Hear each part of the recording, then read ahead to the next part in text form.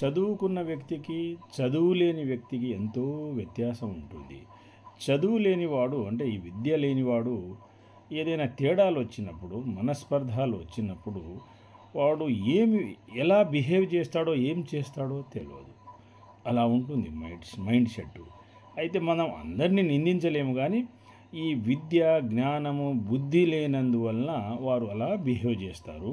అయితే మనం ఇక్కడ అందరినీ ఏం కామెంట్ చేయలేములే కానీ ఎక్కువ శాతం ఏదైనా తేడాలు వచ్చినప్పుడు సర్దుకుపోయే గుణము కానీ, అర్థం చేసుకునే కెపాసిటీ కానీ వారికి ఉండదు.